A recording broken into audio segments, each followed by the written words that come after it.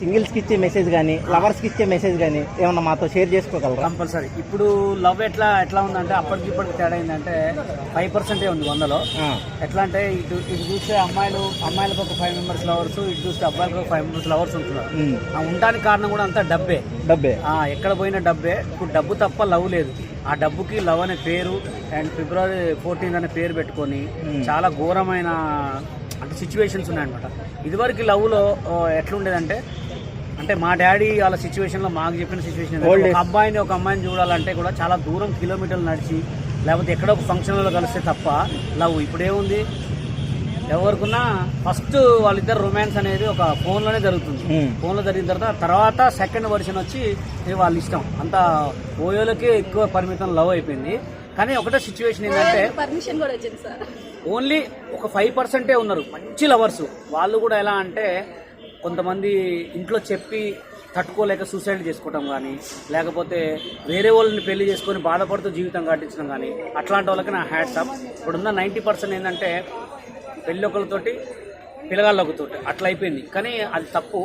Love అనేది మీకు టీనేజ్లో లవ్ చేయండి, పెళ్లి చేసుకున్న తర్వాత మొగుడే అన్నీ ఉండాలి. అలా మారినంత కాలం ఇక ఇంతే ఉంటుంది. కానీ రాను ఎక్కువ ఖరాబ్ కావడానికి కారణం మొత్తం ఫోన్ వల్లనే మొత్తం నాశనం. ఫోన్ వల్ల ఒక తల్లికి రిలేషన్ లేదు, ఒక అమ్మ నాన్న రిలేషన్ లేదు, ఒక అక్క లేడు, తమ్ముడు లేడు, ఎక్కడ ఏం లేదు. ఎవరు చూసినా ఇట్లా అంటనే ఉంటాడు, పోతనే ఉంటుంది. ఎడిపోద్దో కూడా తెలియదు. ఏంద్రా అంటే బిజీగా ఉన్నా అంతే. అంటే టెక్నాలజీని ఎక్కువగా వాడుతున్నాను అంటారు. అంటే ఘోరంగా, మామూలు కూడా కాదు. ఆడు ఇట్లా అనుకుంటా ఎన్ని లక్షలు ఖర్చు అయితే ఎంత జీబీ అవుతుందో కూడా చూడట్లేదు. అంటే ఏదైనా అపాయింట్మెంట్ ఉన్నా కానీ పోదాంలే అని చెడగొట్టుకున్న చాలా మంది. ఈ మధ్య నేను కూడా న్యూస్ ఒకటి విన్నాను, మొగుడు ఎక్కువ ఫోన్ చూస్తున్నాడని విడాకులు కూడా ఇస్తున్నారు. అది ఎట్లా అంటే ఇక చెప్పానుగా, అందరికి మంచి భర్తలే దొరకరు, అందరికి మంచి భార్యలు దొరకరు. ఒకవేళ మంచి భార్యలు దొరికినా కానీ ఇట్లాంటి గొడవలు ఇడిపోతారు. చిన్న సిచ్యువేషన్.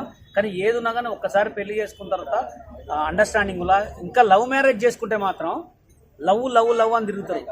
పెళ్లి చేసుకున్న తర్వాత కొంతమంది సగం దూరంలోనే విడాకులు ఇచ్చి పెట్టడం, సగం దూరంలో వెళ్ళిపోవడం. కానీ పెళ్లి చేసుకున్న తర్వాత ఫస్ట్ ఒక భార్యకు కానీ భర్తకు కానీ కావాల్సింది అండర్స్టాండింగ్ లేనప్పుడు తల్లిదండ్రులను ఇబ్బంది పెట్టకుండా పెళ్లి చేసుకోకుండా ఏం కాదు. అమ్మాయిని చేసుకునేవాడు అమ్మాయికి ఉంటాడు, అబ్బాయిని చేసుకుంటాడు అబ్బాయికి ఉంటాడు. కానీ పెళ్లి అనే ప్రేమ అనే పేరుతోటి ఏదో చేసుకుందాములే అని వాడుకున్న తర్వాత చేసుకొని మళ్ళీ అండర్స్టాండింగ్ లేకుండా ఇడిపోవటం లేదు. ఇప్పుడు అబ్బాయి ఎక్కడో హాస్టల్లో ఉంటాడు, అమ్మాయి ఎక్కడో హాస్టల్లో ఉంటుంది. ఫోన్లో లవ్ చాలా దగ్గరకు ఉంటుంది. దగ్గరకు వచ్చిన తర్వాత ఇదేమైందంటే బాగా చేదు కొట్టిన తర్వాత అండర్స్టాండింగ్ అని పోతుంది.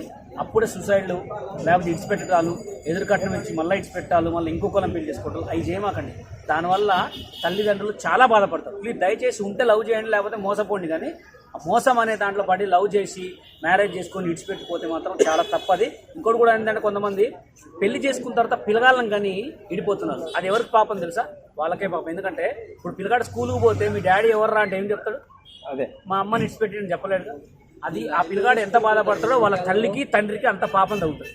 కంపల్సరీ మీకు వీలైతేనే లవ్ చేయండి, పెళ్లి చేసుకోండి, పిల్లగాళ్ళం కన్నాను. కానీ పిల్లగాళ్ళం కన్న తర్వాత మోసపోతే మాత్రం సర్వనాశనం అవుతారు. థ్యాంక్ యూ వెరీ మచ్ అన్న. Thank you.